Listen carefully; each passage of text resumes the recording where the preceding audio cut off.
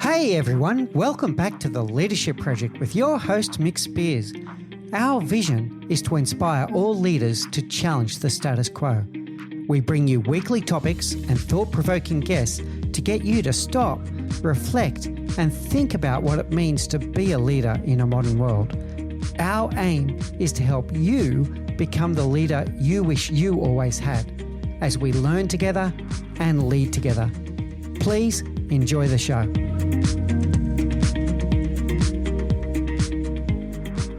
What I loved is that you started with freeing up the person. You didn't use these words, but you almost said emotionally. So removing stress for them, that they feel like they're in a psychologically safe environment, that their boss has got their back, so to speak, that if they follow this approach, that it's well known that, yep, I'm okay here and I can get on with things with that comfort. I really like that one. The next one, freeing up the flow. So talking about the interruptions here. So you're in the story that you tell in the book, you were in your office and you were working and the person came and knocked on your door, and people talk very much about an open door policy. And you want that because you don't want people to feel like their manager or leader is unapproachable or et cetera, but there is the element that you might have been deep in an element of work and now you've had to stop and pause and work on this one. And that then impacts the ability. I like what you said about flow. This is very powerful, but it impacts the ability for the business to scale because you're in the point where the person is stuck. If they feel like they have to check everything with you, they get stuck. You become a choke point. You get stuck because you spend hours of your day solving other people's problems, and they're hours that you will never get back. You'll never be able to reuse those again. So that impacts the ability to scale. And we'll get back to that in a moment because I want to talk about the patterns that emerge there. The other one I want to ask you about is the stress of the manager themselves, and about the fact that, I'm going to say this openly, decision-making is exhausting. You get a certain amount of energy each day as you wake up, and the moment you start making decisions, it drains your energy over time. And if you're making every decision for every member of your team, that's all on you. And you're going to go home at the end of the day completely exhausted. What are your thoughts on energy and stress associated with it? Yeah, it's an excellent point. And I think I do actually refer to decision fatigue in the book. I don't overly dwell on it, but I do recognize when we're constantly making decisions throughout the day, and they can be little decisions. It's not like they're mad big decisions around whether we're going to invest 10 million into something, but they're little decisions, and they are constantly. Every single time we have to make a decision, it builds up, it builds up, it builds up. We get, kind of takes a little bit more out of us. And, for some managers, by the time they've gotten to the office, now obviously at the moment, COVID, people aren't going to the office quite so much, but, they could have made 20 different little decisions. What am I having for breakfast? What am I having? Am I having tea or coffee? Or what am I having for, what I'm going to wear? What am I going to, are we going this route? Are we going that route? There's so many little decisions that if you can kind of reduce them down, it is helpful. And we often don't recognize that we're actually just worn out with it. But in working with managers, they are exhausted, and they're you can see they're kind of wound up on that stress level. They're stressed, kind of because they can't see a way out of it. It's almost like they're stuck. They're kind of like they don't actually know, is there a way out of this? How do I change this dynamic? And it is a dynamic within the team. And again, I talk about in the book around sometimes the managers or the leader is actually contributing to the dynamic. They don't recognize that they're contributing to the dynamic. They don't mean to be contributing to the dynamic. If you ask them, they genuinely, hand on heart, will say, I have no intention that this dynamic exists. and yet they're stuck in the middle of it, and they don't know how it happened, and they don't know how to change the conversations so that the habit, the dynamic changes, and they get much better outcomes.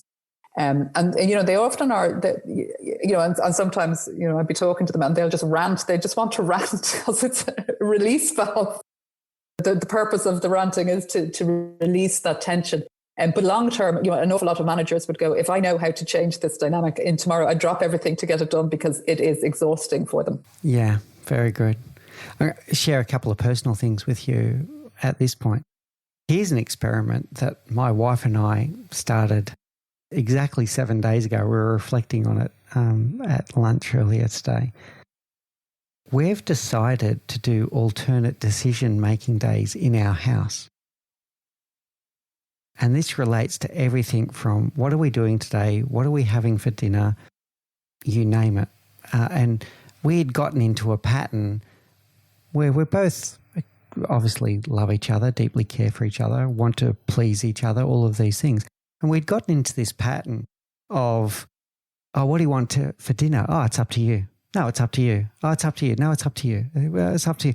And before you know it, an hour has gone and we still haven't decided what we're going to have for dinner tonight, right? And so we just made a rule 1 week ago. So we're 1 week into this experiment. So far, really good. We take alternate days. So today was my day. I was in charge of decision making today. Tomorrow is her day, and it just flips from. And so far, it's really good. You just make a decision. You go, okay, I really feel like chicken for dinner tonight, and off you go. And the other person goes, oh yeah, chicken sounds good. Off we go. Right, so it's been really interesting so far. And could I ask there? Do you feel less stressed? Like, do you have more energy as a result of that? Yeah, you have more, it's more time because it's like, right, I've just made the decision, so I don't have to have another 59 minutes conversation about that. So the time and the energy, fascinating. It's already working. Seven days in. And the other one to share with you is I have to stick up my hand and say I've fallen into this manager's dilemma trap as well. There was a role in particular that I'm thinking of working in Auckland at the time in New Zealand, where I got to the situation where the answer to any question in the team was ask Mick. And what I was doing, I was instantly answering their question. So people would come to me with all kinds of decisions throughout the day, and I would just instantly answer the question. And what that set was just a pattern of behavior that was just repeated. It was in a cycle. And I'll share with you that meant that when the time came for me to leave that role, it was very difficult for me to leave. I actually moved back to Sydney, and 1 month later I was on a plane back to Auckland because I hadn't developed a team that were in any way independent. They were dependent on me for most things. It's a little bit like in negotiation world, we talk about a thing called shark bait, and it's this element of let's imagine that you're out deep sea fishing and you're out there and you've got a bunch of sharks circling behind the boat, and someone thinks, oh, I know, let's feed them some fish and they'll go away. Yes. I see where you're going with the story. It doesn't happen, right? All it does is it draws more sharks. So let's get into some practical advice. And I've got to tell you that one of the things I loved about the book, and for everyone at home, we'll give the details of the book at the end of the show and it'll be in the show notes. And I do recommend that you read this. I love how practical it is because you set up a lot of storytelling and give a lot of great case study and material about how this all happens, but then you also give some practical recommendations on how to address this. So let's start with escalation. And if we're going to break this, we need to be able to give some guidance on what is a valid reason for escalation versus a non-valid reason. Talk us through your practical advice for our leaders and managers on this. Yeah. So over the course of many years, I throw this question out to people in my workshops, and you get, why do people escalate? Well, they don't know what they're doing, or because you just answered the question. There's all sorts of reasons. And an awful lot of what managers will come up with, a lot of them fall into what I call needless escalation. They're escalating because you're allowing. So exactly like you in your own personal example there, they are escalating because if they go to you, they'll get the answer. And that's an awful lot faster for them than it is for them to put in the work to do it themselves. Not particularly good for you, but it's much faster, notwithstanding that over time it restricts them and it holds them back. So there's an awful lot of reasons why people escalate. And in some ways, it's kind of like, that book about get the monkey off your back. There's an element of that monkey is, it's like, should you really be taking this on? Is this really your monkey or is this theirs? And they're just trying to throw it over to you. So not that I had that in mind when I wrote the book or when I designed the workshop, but it is that kind of, do I stop, pause? Do I train myself as a manager to pause here and go, is this really your issue or is this something I really need to deal with? But I suppose part of the premise of the book is that if somebody is going to escalate something to you, they need to have done a decent amount of work before they can bring it to you. So even the in what way they escalate. So it is okay if they are stuck. That's not a problem. But if they are stuck because they've identified a problem and are throwing it over the fence to you and go, you sort it, you take it from here, that is a problem because they should have researched it. They should have kind of figured out what is it, what's gone wrong, why it's gone wrong, what the impact is, all those sorts of things, what they think they should happen. So even when, so permitting that escalation to happen, for want of a better way of phrasing it, around the boundaries of escalation, it's around, are they putting in some effort and some attempts to kind of find out what it is and what do they think themselves. So the reasons I have identified, there's a lot of needless reasons why people escalate. The valid reasons that I would say is one, they truly have done everything they can. They've talked to people, they've researched, they know exactly what it is. They can tell you what the impact is and why it's an impact and who's going to be impacted. And that they have talked to people, they have tried to resolve it. And, at their level, it's not happening and they need to bring it to you at your level to get it resolved or to see what you can do with it. So that would be a reason for escalation, a valid reason. So I think I've already mentioned this, that they are stuck and they need a sounding board. So again, that they've done an awful lot of the work and they're coming to you and they're stuck, and that they are able to that they do need your input or they do need some sort of, I need to talk this out with you type support. So sounding board or they're stuck. And then the third reason, which is very subtle, is, shall I mention this one? The third reason is really subtle, is it comes down to actually communications. So sometimes people will bring a problem and what they do is they start off with the problem instead of starting off signaling, I've got it sorted, but I'm letting you know. So they start off with the problem and they bring the problem to somebody called Mick, who goes, and the answer is, and they're going, well, I hadn't got to tell you what my answer was. And they're going, oh, Mick's just giving me the answer. Grand. So what happens is they start off with the problem. They bring it to somebody who's good at problem solving, who goes, I'll sort that out. I'll solve that problem because that's their natural response to a problem. And the person never gets to the end to say, and I have it sorted. I was just letting you know. So one of the things that I say is, look, in that case, you need to let them know that if they've sorted out a problem, they're just letting you know. They need to signal that up front instead of starting with the problem to get to the end. Start with the end. In this particular case, start with the end. And then if they have any questions, they'll ask. So those are my three valid reasons for, so it's escalation, it's valid escalation because they really do need you to step in. They need a sounding board or they're keeping you in the loop and the way they are doing it needs to change. That was really good advice. That one about the keeping in the loop. And you mentioned this in really nice descriptions in the book, that managers are natural problem solvers in some way, and you explore different reasons why that may be. It could be that their problem-solving ability brought them to managers' attention, the leadership's attention in the first place, and therefore they got promoted because of those problem-solving capabilities. All kinds of reasons why it can be, but managers, successful managers, tend to be natural problem solvers, and unless they're very disciplined about some of the things that we're talking about, when you go to someone with a problem, they're going to start inventing solutions in their head, whether you like it or not. That's their natural state, right? So if you're doing an escalation to keep your boss in the loop, I really like this suggestion Irial's bringing up. Start with, hey, boss, or whatever your right term of endearment for your manager is. Hey, boss, we've had this issue. I've worked it through. I've got a solution, but I think you should know, right? That would be a great way to start that conversation.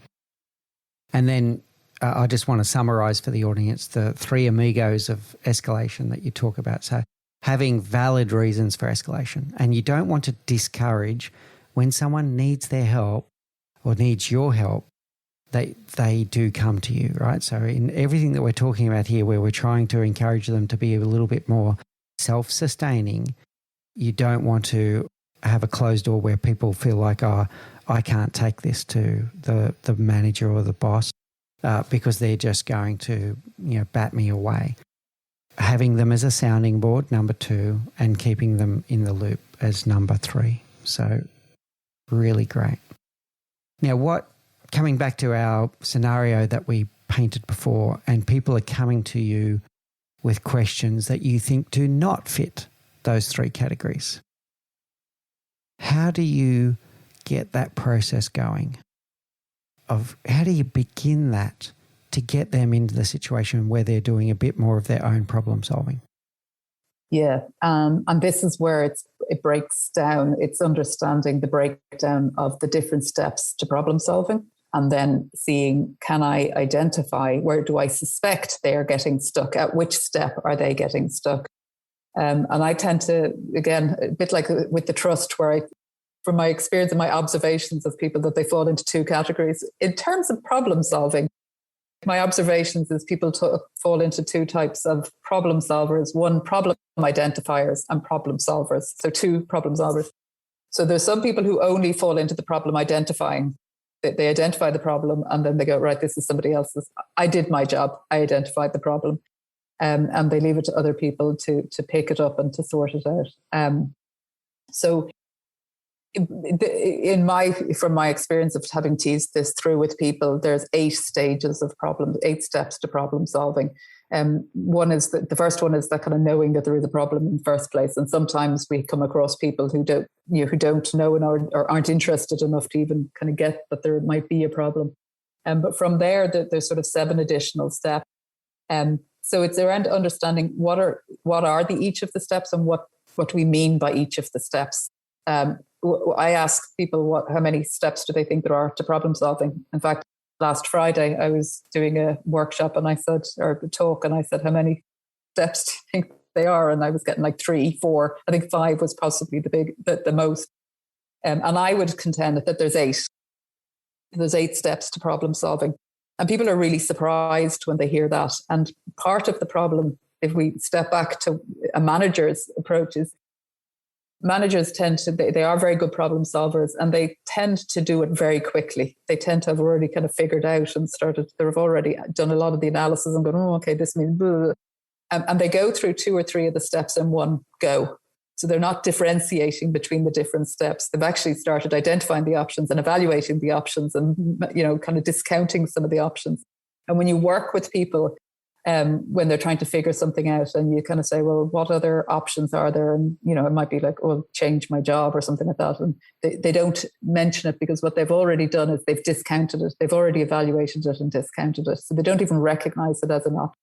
So when you force them to kind of go, but it is an option. It is one option. You might decide to discount it, but it is actually an option. And when we start thinking in those terms, we start breaking them down into more clearer steps. And then as a manager, when we understand the steps, we can start identifying, well, where might somebody be getting stuck? So somebody might be getting stuck around, well, they're getting stuck because they can identify the problem, but they don't know what to do from there. Or in the case of the person who I had that initial insight into in the whole area, she was getting stuck around the decision making, around the actual saying, okay, I know all the options I can, but I don't want to be the one making the decision, or I don't have the confidence to make the decision. So that's where she was getting stuck. So it's being able to understand the steps of the problem solving, and then observing, reflecting the individual, and where do we think they're getting stuck? Where do I think that they're having a problem? Where do I, where do I suspect they're struggling? And then working with them, having that conversation, bringing it to their attention, having that conversation around trying to get them to understand the steps and what they need to start showing and demonstrating, and how they need to start developing their abilities in each of the stages. And then that they gradually build up that confidence, and that we get to that point where I was with my person where I said, go in peace. I couldn't do it any better myself. So depending on the starting point, depends on how long it might take to get there. So it can take a while, but it equally could take a few weeks to get them to that point, depending on how many issues you're talking about and the scale of the issues. And so there's a lot of variables. There's some clear takeaways there for me. It's a complex task for sure, but there's some clear takeaways there for me. The first one is about breaking the pattern. So if you are in the instant answer situation, you need to address that pretty quickly. One of the ones I'm going to throw to you for a moment on that, Irial, it actually comes from Liz Wiseman, and in her book, Multipliers. And she has a thing called the Extreme Question Challenge. And I think this is worth anyone having a go at it at any point. And that is, as a leader or manager, on a given 24-hour period, just go into the office one day and do nothing but ask questions. And this is testing a lot of self-awareness and benchmarking a lot of where your team's at. So if the team come to you with a question, just respond with a question. What do you think should happen? What would you like to have happen? What do you think of this, et cetera, et cetera? And you'll be surprised what comes out. First of all, a bit of empowerment. Oh, the boss really cares what I think, first of all. Right, so they feel valued, they feel like they matter because someone actually asked their opinion. And secondly, starting to understand what's in their head already. And so first of all, break the pattern and don't just give instant answers. Send it back to your team members so that they start their own critical reasoning. Then the next thing that I picked up there, Irial, is, and we were talking about this before, that managers are generally natural problem solvers. And talking about your 8 steps in the book, which are really powerful, whether people know it or not, if you're a natural problem solver, you're probably doing those things in your head and you're probably doing them very quickly, whether you know it or not. And if someone isn't a natural problem solver, they might need someone to sit down with them and talk through that process. And using Irial's book would be a wonderful way to do it. But the third part, which I think is really key, is that not everyone's going to be at the same starting point. All right, so take the time to understand of those 8 steps, what is the person already good at? Because they're going to get very frustrated with you if you sit there and go, well, you start like this and you break it down, to be, I don't know if this translates into other, in Australia, we call it suck eggs. Like, so if you start being really basic with them, they might get offended. So understand where they're at and then help them with the bits that they're struggling with in that 8-step process. So break the pattern. Absolutely. Start thinking about how you're going to train your team to be better problem solvers themselves, but make sure you meet them where they're at. Is that a good summary, Irial? That's an excellent summary. Yeah, absolutely. And I think that meeting them where they're at, not where you're at, where they're at, is hugely important. And I think a lot of times managers struggle with that. A lot of times managers, again, getting back to the ranting, And again, also getting back to the expectations piece, people who naturally, and again, this isn't, you can't say this is absolutely 100%, but in general, it would seem the people who get promoted do tend to be problem solvers. They tend to have a level of ambition or curiosity or interest in, and that brings them to the attention of, and they're more likely to get promoted. And there's a whole cycle of what goes on there, And if that's your mindset, if you're coming from that space, it can be very hard to understand people who aren't coming from that space. And not everybody comes from that space. So again, it's the expectations of the manager. It's like, well, why wouldn't you just want to do it right? Or why wouldn't you just figure it out yourself? Or why wouldn't you just want to kind of get on with it and put your best foot forward? There's a lot of people are going, do you know what? I want to come in, I want to do a decent job, a decent day's work for a decent pay, and then my life is outside of this. This is an enabler of my life. It's not the end, be all and end all of my life. And that's their perspective, and the sort of managers really struggle with understanding not everybody has that same mindset, it's that same expectation or that same approach or that same assumption as you. So that it can be very easy for them to forget that they need to meet their staff, their team members where the team member is at.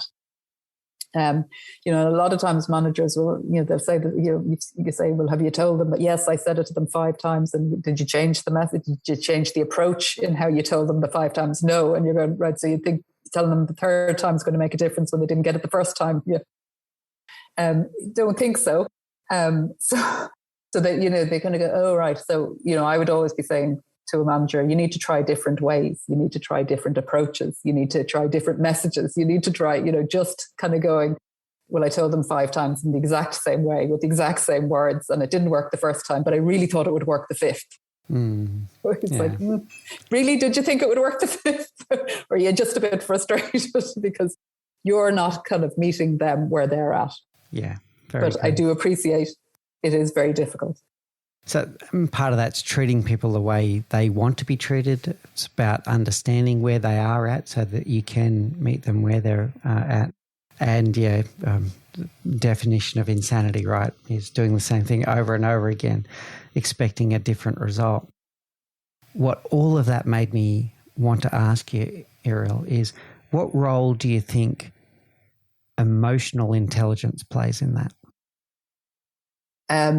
It plays a huge role in it, absolutely. And I am qualified in emotional intelligence, and it is a fascinating area. And I love it because I love working with people with around the emotional intelligence, because we can change our levels of emotional intelligence. And sometimes when it's more personality based, you get people go, well, that's just the way I am, so that's just it. There's nothing I can do about it. Whereas emotional intelligence, they don't get that get out clause. It's like, well, actually you can. But I suppose what emotional intelligence almost looks at is how aware you are. Like, it obviously is the intelligence that we can gather about ourselves and others by understanding the emotions. And well, if that emotion has risen up in me, where is that coming from? Why would I be feeling that emotion? What has triggered that emotion?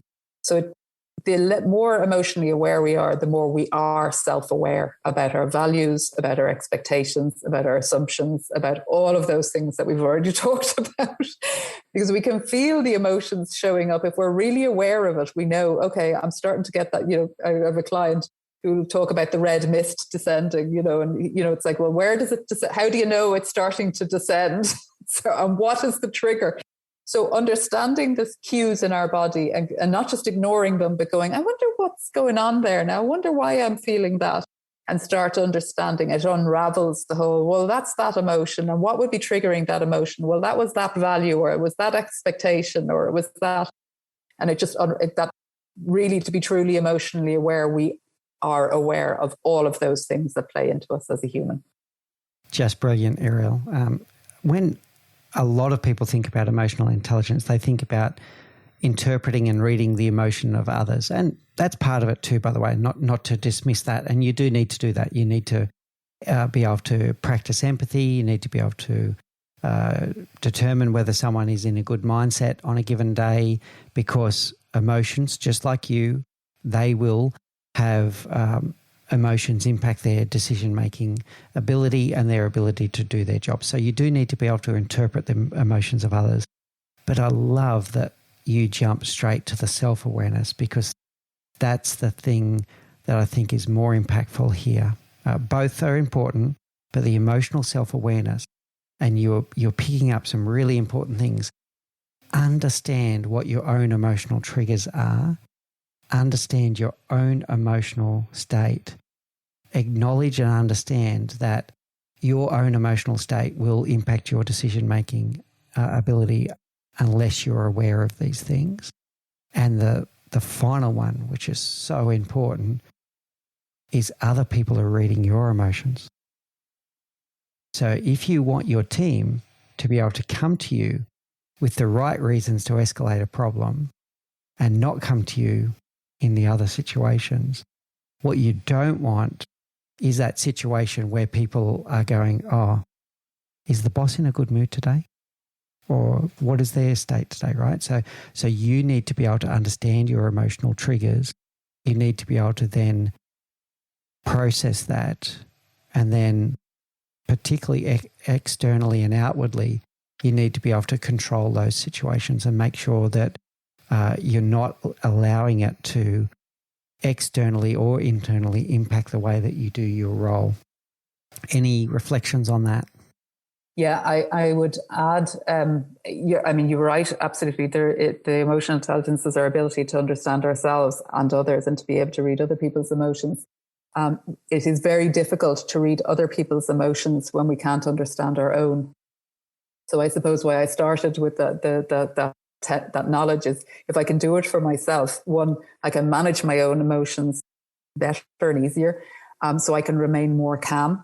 And I am also much more likely to be able to understand what might be going on for another person as a result. And interestingly, I always say, when people talk about emotional intelligence, and I know it's become more, I suppose, more mainstream, but when you talk about emotional intelligence in the workplace, people are often thinking, oh, I don't want emotions in the workplace. I don't want that sort of, they can feel that, geez, everybody be leaking emotions all over the place. But in actual fact, and again, in my own personal experience, I am less emotional because I understand my emotional triggers and I can feel them. I can go, okay, there's something happening here. I wonder what that is. And I know my values and I know my expectations and I know all those things. So actually, because I know all of those, I'm faster and quicker able to get my responses under control. And so therefore I am actually less emotionally expressive, if you like, through the nonverbals. Because I can better do that. But I can also see when other people are getting much more, I can go, okay, I can see what's going on for them. And so you can give people you can give them slack and go, look, now's not the right time, or we'll come back to it, or whatever. It's, so you're better able to I suppose, recognize that in other people.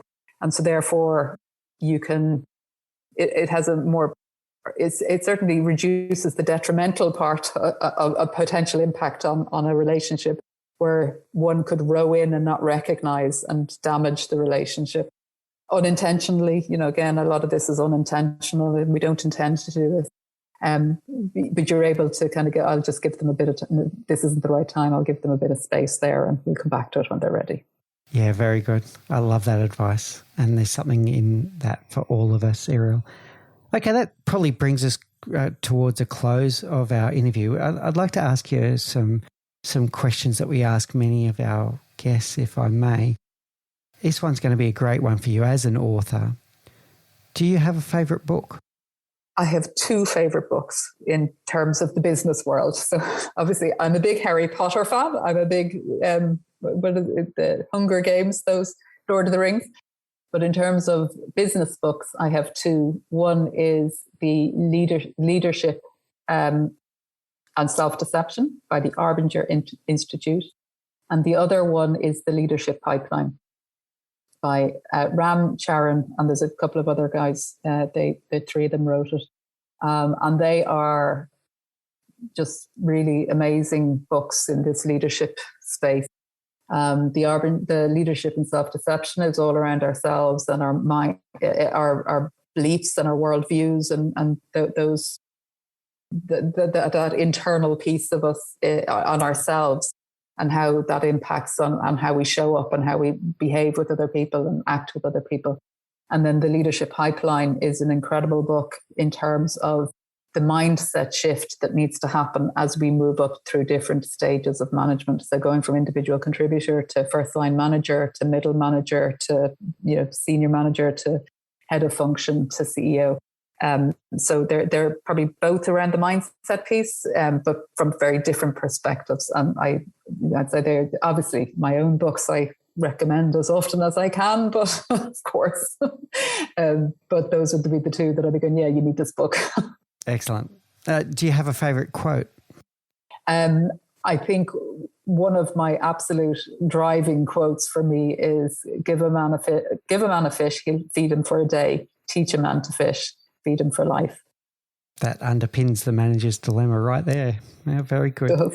Okay. And here's an interesting one. Who do you think we should interview next on the Leadership Project? Oh, well, there is a very, very good question. I don't know if you've come across the book Millennials, Poised to Lead by Mona Shah, but that's an excellent book for millennials. I read the book last year, and I actually, there were times I had to put the book down and stop reading it because it sparked so many ideas for me. I was like, okay, my brain is starting to explode here. I have to put this book down. But it's a fascinating, absolutely and utterly fascinating insight into what has shaped the millennials and how they show up. It's really, really interesting. If for millennials themselves, it's stuff like, even one of the things was that they've grown up with that likes and all of that, and this public acceptance or public. So if you start trying to give them feedback, or it can be very uncomfortable for them because they're so used to this public, everybody looking, and that has that has to have a fascinating impact on your psyche. So just incredible. Okay, Mona, we'll be in contact soon to get you on the show. Very good. Final one, or two final ones, sorry. What's the one thing that you know now that you wish you knew when you were 20? I wish I had known about values. Values. Yeah. Okay, very good. And final one, I'm sure, just like myself, many people are going to be getting wonderful lessons out of today's interview. If someone wants to know more, want to get hold of a copy of the new book or the backlog, how do they get in contact with you, Irial? So the books are available on Amazon, so Kindle, paperback. So they're available amazon.co.uk.com.au. They are also available from my website, and my website is evolutionconsulting.ie. And you can reach out to me on evolutionconsulting.ie, LinkedIn, of course, active there, and Facebook, Evolution Consulting, and also Irial O'Farrell Books. Outstanding. Thank you so much, Irial. As mentioned, I learned so much today. I learned so much reading your book. It's even better bringing it to life and chatting to you today, and able to have this privilege of asking you questions that spurned in my mind when I was reading the book. So absolutely wonderful. I learned so much. I know our audience would learn a lot from today's interview and from reading your book. We will be putting those details in the show notes so that people can find it themselves as well. So thank you so much, Irial. It's been a true pleasure and a great honour to have you on the show. Likewise, it's been an absolute pleasure, Nick.